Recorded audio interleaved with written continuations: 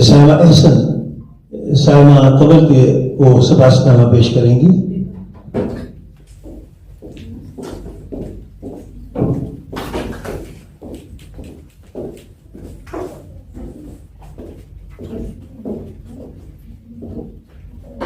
ایک بار پھر السلام علیکم.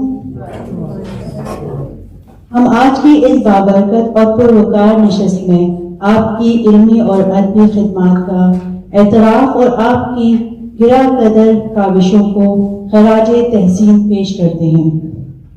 یہ ہمارے لیے نہایت سعادت کی بات ہے کہ ہم ایک ایسی شخصیت کے حضور سپاس نامہ پیش کر رہے ہیں جو اردو ادب کے افق پر اپنی تحریروں، تنقید، تحقیق اور تخلیقات سے نقوش چھوڑ رہی ہیں. آپ کا قلم ہمیشہ صداقت، اخلاقی اقتدار اور ادبی جاشنی سے لیبریز رہا ہے. آپ نے اپنی تحقیقات سے نہ صرف ادب کی خدمات کی بلکہ نوجوان نسل کی فکری رہنمائی کا فریضہ بھی بخوبی انجام دیا.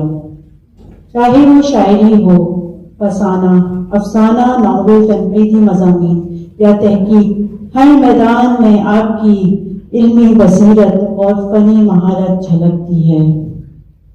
ہم تہہ دل سے آپ کے ان تمام خدمات کو سراہتے ہیں اور دعا گو ہیں کہ آپ کا قلم اسی طرح ادب کی خدمت کرتا رہے اور نئی نسل کے لیے مشعل راہ بنے. ہماری دعا ہے کہ آپ کا نام دنیا علم و ادب سے مثل آفتاب مہتاب چمکتا رہے اور دنیا میں علم و آگاہی کی روشنی پھیلاتا رہے، اور اللہ تعالیٰ آپ کو سب جہانوں کی نعمتوں سے مالا مال کرے. آمین. آخر میں ہم ایک بار پھر دل کی گہرائیوں سے آپ کا شکریہ ادا کرتے ہیں اور اس ادبی دنیا میں آپ کی مزید کامیابیوں کے لیے نیک تمناؤں کا اظہار کرتے ہیں. وسلام. سائمہ احسن.